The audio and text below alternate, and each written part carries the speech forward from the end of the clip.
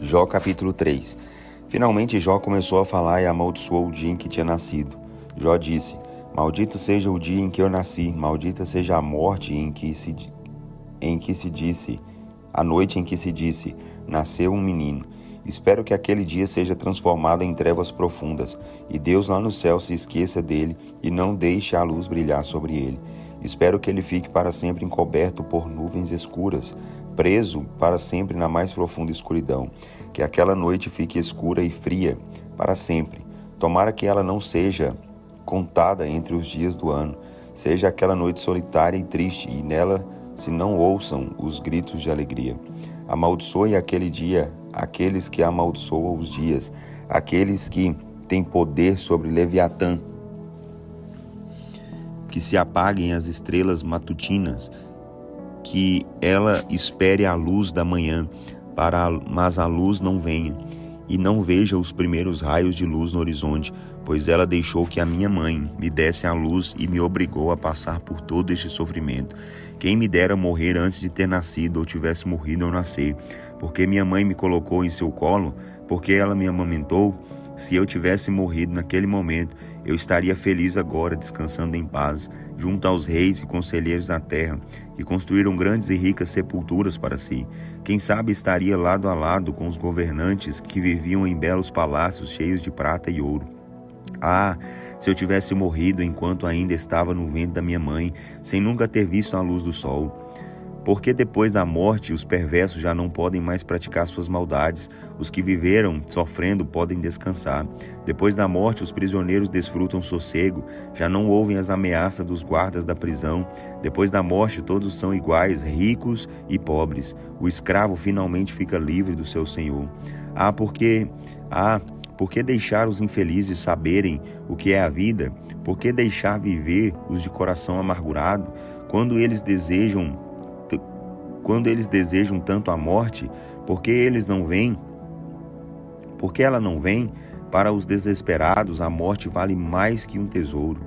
Que alegria para eles ao encontrar alívio e descanso numa sepultura. Por que deixar viver aquele que só terá sofrimento, uma vida que Deus cercou de tristeza por todos os lados? De tanto chorar e gemer, nem consigo comer. Minhas lágrimas correm como uma fonte. O infortúnio que eu tanto temia veio sobre mim. O que eu tanto receava acabou acontecendo. Não tenho paz nem alívio, nem sossego, só dor e inquietação. Jó capítulo 4.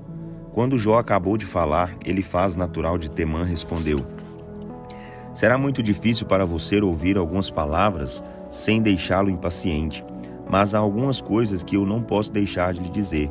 No passado você ensinou pessoas que estavam sofrendo a confiar em Deus. Você ajudou os fracos, caídos e desesperados a começar de novo. Você fortaleceu os que estavam com os joelhos vacilantes. No entanto, agora que chegou a sua vez de passar pelos mesmos sofrimentos, você se desespera.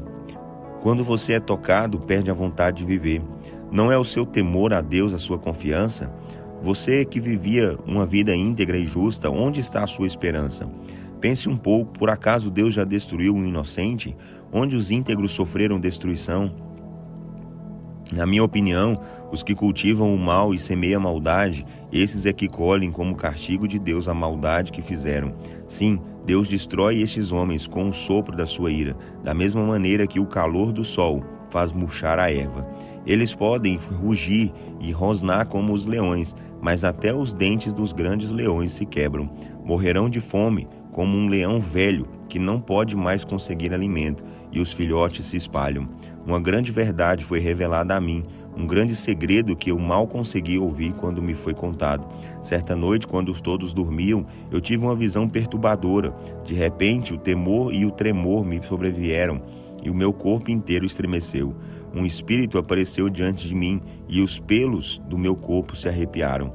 Eu percebi que o espírito estava à minha frente, mas não era possível ver sua forma. Parecia uma sombra, um vulto diante dos meus olhos. Então, no silêncio, ouvi uma voz abafada. Por acaso o homem poderá ser mais justo do que Deus? Por acaso o homem poderá ser mais puro que o seu Criador? Deus não pode confiar nem em seus mensageiros, em seus próprios anjos encontra imperfeições. Quer dizer então do homem feito do pó da terra, que Deus pode destruir com a mesma facilidade com que o homem esmaga um inseto? A vida humana é tão curta. O homem nasce pela manhã e morre ao pôr do sol, morre para sempre e ninguém se importa. Quando se cortam as cordas da sua barraca, morrem e se vão, sem terem alcançado sabedoria. Jó capítulo 5. Grite por socorro se quiser, mas ninguém responderá ao seu pedido de ajuda. Peça ajuda aos anjos, mas será tudo em vão. O ressentimento destrói o insensato e a falta de juízo leva à morte. Eu observei a vida do homem que se revolta contra Deus. A princípio tudo vai bem, mas logo vem a desgraça sobre a sua casa. Os filhos do homem rebelde sofrem por causa do pecado do pai. São desprezados pela sociedade e não recebem ajuda de ninguém. O homem rebelde fica sem o que plantou, porque os ladrões roubam tudo. Tudo o que ele ajuntar acabará no bolso de gente desonesta. Todo esse sofrimento não brota da terra, e a desgraça não nasce no chão. E esse é o fim da vida humana, tristeza e frustração. Isso é tão natural quanto as faíscas de uma fogueira que voam para cima. Vou lhe dar um conselho: procure a Deus e apresente a sua causa a Ele, pois Ele faz maravilhas, milagres que nem se pode explicar.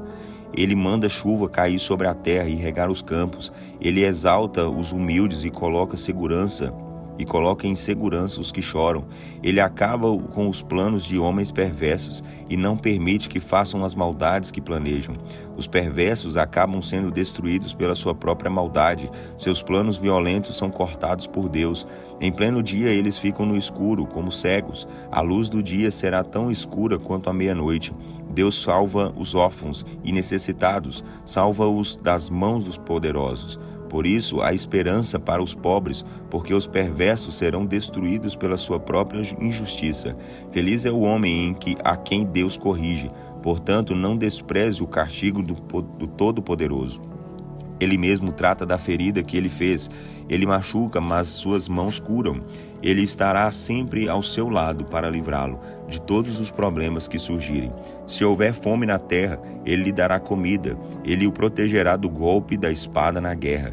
Ele cuidará para que você não seja destruído por palavras mentirosas. E mesmo no meio da destruição, você não precisará temer. Sim, você rirá da destruição e da fome, e não precisará ter medo dos animais ferozes. Deus fará com que as pedras do campo sejam úteis para você, e os animais do campo serão seus amigos.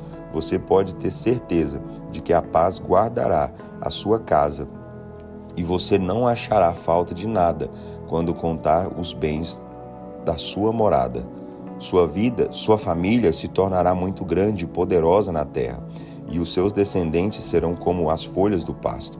A morte chegará na hora certa, quando você já tiver vivido uma vida longa e feliz, como um feixe de trigo que se colhe quando está maduro.